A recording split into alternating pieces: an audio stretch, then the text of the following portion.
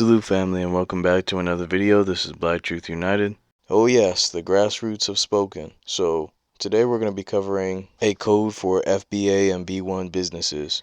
And in particular today we're going to be covering business owners. Now this is part 1 of 3. This video series will contain 2 others, namely the clients/customers and then the employees of FBA and B1 businesses. So there's more to come, and I do want to thank everyone who participated, commented, sent me messages based on my last video, because those insights along with my own helped to construct this video. So a big thank you to everyone who participated. Alright, let's get right into this. So number 1, respect, honesty, and integrity. And yes, honesty and integrity are 2 different things. Some points to note: always be honest with customers and clients. Never take advantage of the ignorance of a customer. For example, if you're a mechanic and you see that there's nothing wrong with a car, don't make up a problem or cause a problem. Let the customer know what's going on honestly, and that goes a long way. It develops a relationship, and that customer or client knows that he or she can trust you. The next point is to know your target customers/clients when it comes to pricing a product or service. That should almost go without saying. As a business owner, you should know the market that you're in and what your clients can afford before getting started. And all of the big businesses do this. In fact, many franchisee companies will survey an area, do a whole bunch of tests, request data from county clerks and all kinds of things before even placing a business in an area. So just be fair when it comes to pricing. That's not to say that if you're offering something premium, you can't put a premium on the price, but just be realistic and know your clients and what's reasonable for what you provide. Keep quality standards tight. That's the next point. Sometimes when a business expands or when new employees take over, certain things that were there before are not kept consistent, and that could hurt your business. So just periodically check to make sure that what you're providing is up to your standards. For example, if you own a nail shop, just check in from time to time to see that your employees are doing a good job, treating the clients with respect, etc., etc. And that goes to the next point. Make sure that your employees are a good reflection of your company. You may be the nicest person in the world, the most honest person in the world, but if you have rude or raggedy employees, that's a reflection on your company. Train your employees if needed, and if warnings and trainings don't work, let them go. It's not worth ruining your business because someone is severely underperforming. The next point is to not burn bridges with any customers, clients, employees,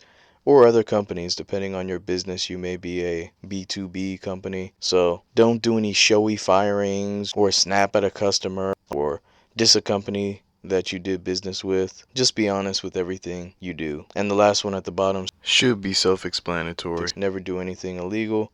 Obviously, it's not worth it. You're putting yourself in jeopardy, your business in jeopardy, your employees in jeopardy, your credit in jeopardy. That's just never worth it. Alright, moving on to the next point, and yes, this is something that we definitely need to improve upon. Every FBA can attest to this. Timing is everything. Be punctual. First of all, that sets you apart, because most people do not value other people's time. Most people don't respect other people's time. You being on time already sets you apart from your competition. And if you're not going to be on time, this needs to be the code. Sincerely apologize for the issue and alert the client/customer as soon as you find out there's an issue. Let's say you're a building or remodeling company and a key employee is out on sick leave. Alert the client, make him or her aware, and let them know that you sincerely apologize if it means that the project that you're working on will be delayed. This used to be common practice, but some of these good attributes that our community used to have fallen by the wayside. Also, one thing that someone commented on the last video, which makes a lot of sense, and I have experienced this, is having consistent store or business hours. There's nothing like driving out of your way to try to support a black-owned business, showing up and the store is closed all of a sudden, especially when you looked up the store hours beforehand to make sure that they would be open. That kind of inconsistency makes it hard for people to trust you and will have them at least second guessing whether they want to make the drive out to your store/business the next time. So be consistent on those store hours. Alright, the next point is to stay as modernized as possible. Have a website or at least a social media page so that people can find you and communicate communicate with you. In the digital age, there's really no excuse for a business to not have at least 1 or 2 social media accounts. If you don't know what you're doing, talk to a relative, talk to a cousin, a nephew, someone who can get you up to speed. Also, this next point, typically FBAs are pretty good with this, but just keep your facilities, vehicles, etc. as clean and modernized as possible. For example, don't have trucks filled with mud that you haven't washed in 3 or 4 months, or an office with the ceiling collapsing. Do renovations when needed, just keep everything clean and organized. That obviously makes you look professional and keeps you from getting petty complaints. Alright, and the last point is, again, in this modernized era, there's no reason why a business shouldn't be able to accept multiple forms of payments. If you're still operating off of cash only, you really need to upgrade that. There are cheap but effective credit card scanning companies out there, as well as Cash App. You have eBay and Etsy where you can sell online.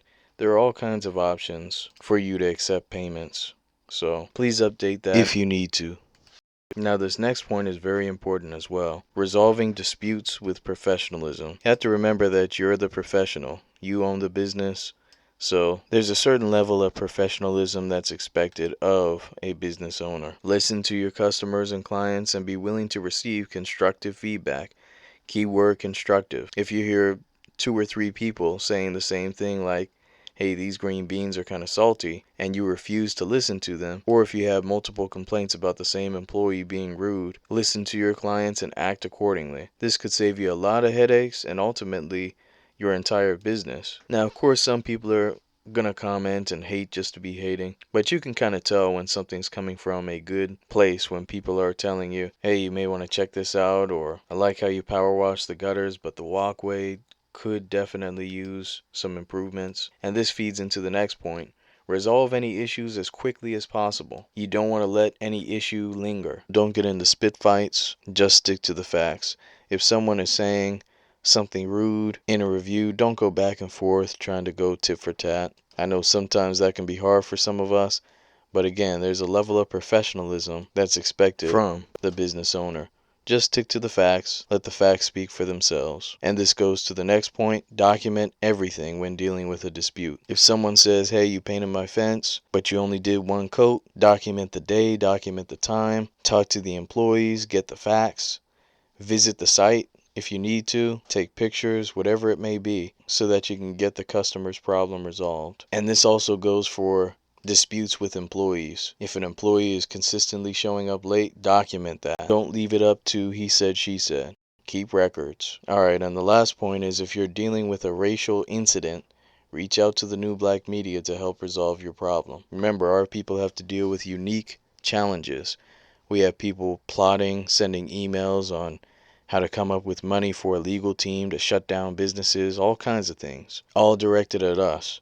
So once again, document everything, get all the names, all the dates, all the facts, and reach out to some of the members of the new black media so that we can help you with your issue. If our platforms are too small, we may be able to get the word out to someone who's bigger than us. So don't doubt the power of the black grassroots. And that goes into the next slide, which is the top tip slide. Stay connected to the black grassroots. I don't have to say names, but you know, and I know that there are plenty of people who have distanced themselves, who have thought that they've transcended blackness because they've achieved certain levels of wealth and they have this car or that house and they live in this neighborhood or that neighborhood. Never distance yourself from your own community. Even if you're a multimillionaire, stay quote unquote down to earth. When you see other black businesses, give them a chance. For example, if you have a big construction company and you see an FBA or B1 business that's coming up in the plumbing industry, go ahead and use them as a subcontractor. Give them an opportunity. Give them a chance to climb up too. No more of this crabs in a barrel nonsense. If there's a black farmer who sells corn and you have a grocery store, go to that black farmer for the corn. Go out of your way to give black businesses a chance so we can circulate those dollars. Also, give black employees a chance. We know our people are infamously the last hired and first fired. We're the ones targeted by many of the employees, and not just white employees. or managers, but people from other communities as well. So when we can employ our own, let's go out of our way to do that. We've all seen convenience stores and everything where there's no black employee in sight, and whatever community owns that store or that business has everyone specifically from their community working there. We can't be afraid to do something at least similar. And then the last point, whenever possible, contribute to grassroots efforts. Notice I said grassroots efforts because you have a lot of AstroTurf, nonprofits, and super PACs pretending to be grassroots when they are either DNC shield organizations or overseas money laundering scandals. Instead of supporting those efforts, look in your local community. There may be an anti-recidivism program to help some of our brothers and sisters who have been raked over the coals in the judicial system. Or maybe there's a black book reading club for children. Support those kind of causes. Every once in a while, give a donation to one of your favorite new black media content creators. Whether that's Professor Black Truth or Great Black Shark, just stay grounded. Stay connected to us in the grassroots. It really does make a difference. Alright, with all that being said, the FBA and B1 Black Grassroots have sounded off. This is the code that we need to keep as business owners. Be sure to stay tuned for the other two parts of the series, which should be coming in the next few weeks. Now with that being said, be one and be blessed, family. Peace.